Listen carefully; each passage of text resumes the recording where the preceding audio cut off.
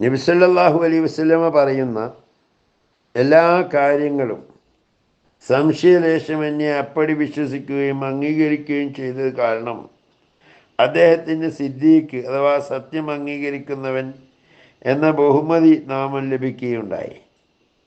ഹിജ്റയിൽ നബി സല്ലല്ലാഹു അലൈഹി വസല്ലമ തങ്ങളുടെ കൂടെ പോവാൻ അവസരം ലഭിച്ചത് അബൂബക്കർ റളിയല്ലാഹു അൻഹുവിൻ്റെ നിസ്തുലമായ ഒരു സൗഭാഗ്യമായിരുന്നു. നബി സല്ലല്ലാഹു അലൈഹി വസല്ലമ തങ്ങളെ സംബന്ധിച്ചിടത്തോളം ആ യാത്രയിൽ വലിയൊരു ആപൽഘട്ടമുണ്ടായിരുന്നില്ലല്ലോ. ശത്രുക്കൾ ഒന്നടങ്കം നബി സല്ലല്ലാഹു അലൈഹി വസല്ലമ തങ്ങളെ അപകടപ്പെടുത്താനും നശിപ്പിക്കാനും ഒരുങ്ങിയ ഘട്ടം.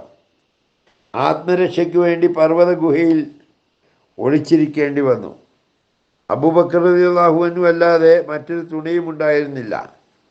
ശത്രുക്കളുടെ കാൽപാദത്തിൻ്റെ ഒച്ച കേട്ട് ഭയവിഹ്വലനായ അബൂബക്കർ റളിയല്ലാഹു അൻഹു നബി സല്ലല്ലാഹു അലൈഹി വസല്ലമ തങ്ങളോട് ചോദിക്കുന്നു, നബിയെ, അതാ അവർ നമ്മെ കാണും, കണ്ടാൽ നമ്മുടെ കഥ എന്താകും?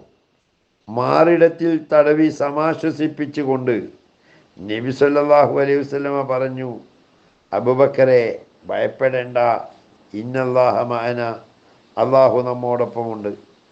ഹിജ്റയെ സംബന്ധിച്ച് ഖുർആൻ വിവരിച്ചപ്പോൾ അബൂബക്കർ റളിയല്ലാഹു അൻഹുവിനെ കുറിച്ച് വിശേഷിപ്പിച്ച് നബി സല്ലല്ലാഹു അലൈഹി വസല്ലമ തങ്ങളുടെ സാഹിബ്, അതായത് അനുചരൻ എന്നായിരുന്നു. നബി സല്ലല്ലാഹു അലൈഹി വസല്ലമ തങ്ങളും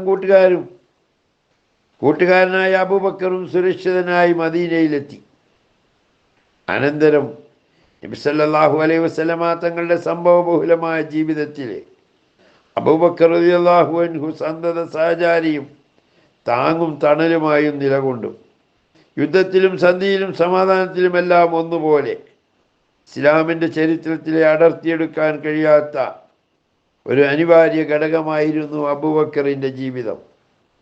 നബി സല്ലല്ലാഹു അലൈഹി വസല്ലമ തങ്ങളും കൂട്ടുകാരും മദീനയിൽ ഒരു പള്ളി നിർമ്മിക്കാൻ തീരുമാനിച്ചു.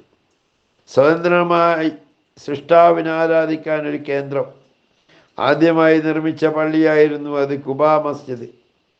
അതിൻ്റെ ഒന്നാമത്തെ കല്ല് നബി സല്ലല്ലാഹു അലൈഹി വസല്ലമ തങ്ങളുടെ കൈകൊണ്ട് സ്ഥാപിച്ചപ്പോൾ രണ്ടാമത്തേത് അബൂബക്കറിൻ്റെ വകയായിരുന്നു. പിന്നീടാണ് നബി സല്ലല്ലാഹു അലൈഹി വസല്ലമ തങ്ങൾ മദീനയിലെ മസ്ജിദ് നബവിക്ക് തറക്കല്ലിട്ടത്. ഇസ്ലാമിൻ്റെ ആസ്ഥാനമായി തീർന്ന പ്രസ്തുത പള്ളിയുടെ സ്ഥലം നൽകിയത് മദീനയിലെ 2 അനാഥ ബാലന്മാരായിരുന്നു, ബനു നജ്ജാർ ഗോത്രക്കാരായിരുന്നവർ. പള്ളിയുടെ സ്ഥലം നബിക്ക് പ്രതിഫലം കൂടാതെ നൽകാനാണ് അവർ തീരുമാനിച്ചതെങ്കിലും നബി സല്ലല്ലാഹു അലൈഹി വസല്ലം അത് സ്വീകരിച്ചില്ല. വിലക്ക് വാങ്ങാനാണ് നബി തീരുമാനിച്ചത്. അതിന് അബൂബക്കർ റളിയല്ലാഹു അൻഹു സ്വന്തം ധനം ചെലവഴിക്കുകയും ചെയ്തു. ബദറിലും ഉഹദിലും അബൂബക്കറിൻ്റെ ത്യാഗം നിസ്തുലമാണ്. ഉഹദിൽ മുസ്ലിം സൈന്യം അടിപതറുകയും നബി സല്ലല്ലാഹു അലൈഹി വസല്ലമ തങ്ങൾ ആക്രമിക്കപ്പെടുകയും ചെയ്തപ്പോൾ സ്ഥിരചിത്തതയോടെ പൊരുതിയ ചുരുക്കം ചിലരിൽ ഒരാളായിരുന്നു അബൂബക്കർ റളിയല്ലാഹു അൻഹു. രണാങ്കണത്തിൽ നബി സല്ലല്ലാഹു അലൈഹി വസല്ലമ സൈനിക നേതൃത്വം ഏൽപ്പിക്കാറുണ്ടായിരുന്നു അദ്ദേഹത്തിൻ്റെ വിശ്വാസവും പക്വതയും മറികടക്കാൻ ആർക്കും കഴിയുമായിരുന്നില്ല. ഹുദൈബിയ സന്ധി വ്യവസ്ഥയെക്കുറിച്ച് സഹാബികൾക്കിടയിൽ മുറുമുറുപ്പുണ്ടായി. ഉമർ റളിയല്ലാഹു അൻഹു പോലും അതിൽ അസന്തുഷ്ടനായിരുന്നു. ഉമറിനെ സമാശ്വസിപ്പിച്ചുകൊണ്ട് അബൂബക്കർ റളിയല്ലാഹു അൻഹു പറയുന്നത് നോക്കൂ, നബി സല്ലല്ലാഹു അലൈഹി വസല്ലമ തങ്ങൾ അള്ളാഹുവിങ്കൽ നിന്നുള്ള പ്രവാചകനാണ്, അള്ളാഹുവിൻ്റെ ദൂതനാണ്. അദ്ദേഹത്തിന് തെറ്റുപറ്റുകയില്ല ഉമറെ. അതുകൊണ്ട് നബി സല്ലല്ലാഹു അലൈഹി വസല്ലമ തങ്ങൾക്കെതിരായി ഉമർ ഒന്നും പറയരുത്.